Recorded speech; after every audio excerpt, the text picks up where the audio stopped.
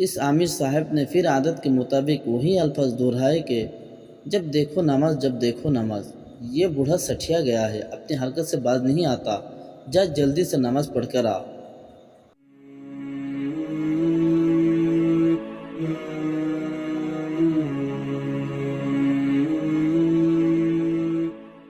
بسم اللہ الرحمن الرحیم۔ تمام دیکھنے اور سننے والے کو میرے دل کی گہرائی سے خلوص بھرا سلام۔ السلام علیکم ورحمۃ اللہ۔ لوگ بیان کرتے ہیں کہ کسی امیر کے یہاں ایک آدمی ملازم تھا، بوڑھا مگر بڑا نمازی اور پکا دیندار۔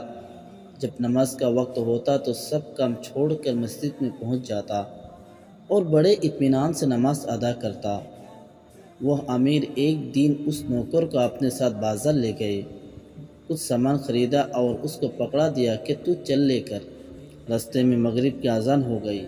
اس ملازم نے کہا کہ صاحب مجھے نماز پڑھنی ہے، اور ان امیر صاحب کی یہ حالت تھی کہ کبھی بھول کر بھی انہوں نے سجدہ نہیں کیا تھا، یعنی وہ نمازی نہیں تھے، اور ہمیشہ اس نوکر پر جملے کستے تھے کہ کمبخت جب دیکھو نماز، جب دیکھو نماز، یہی اس کا کام رہ گیا ہے۔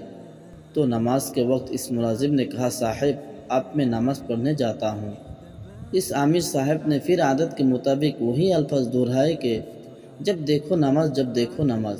یہ بوڑھا سٹھیا گیا ہے، اپنی حرکت سے باز نہیں آتا، جا جلدی سے نماز پڑھ کر آ۔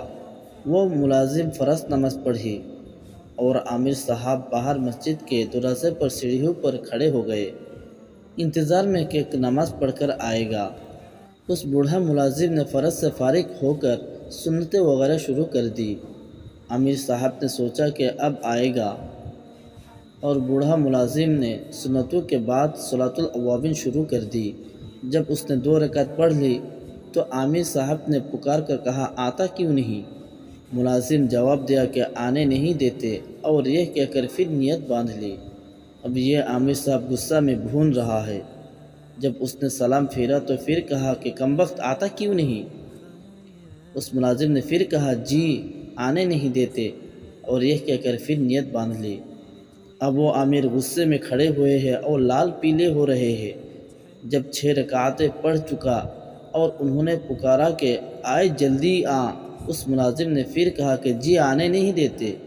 عامر شخص نے کہا کہ ابے کون نہیں آنے دیتا؟ بوڑھا ملازم جواب دیا کہ جی جو آپ کو اندر نہیں آنے دیتا ہے وہ مجھے مسجد سے باہر نہیں آنے دیتا ہے۔ آپ پر پابندی عائد کر دی اور مجھے بلا لیا ہے۔ تو حقیقت یہ ہے کہ عبادت ہم نہیں کرتے بلکہ اللہ تعالیٰ کراتے ہیں۔ ہم سے یہ ہمارا خیال غلط ہے کہ ہم عبادت کر رہے ہیں۔ وہ اگر قبول نہ کرے تو آدمی ایک سجدہ بھی نہیں کر سکتا ہے، تو یہ صرف فضل خداوندی ہے۔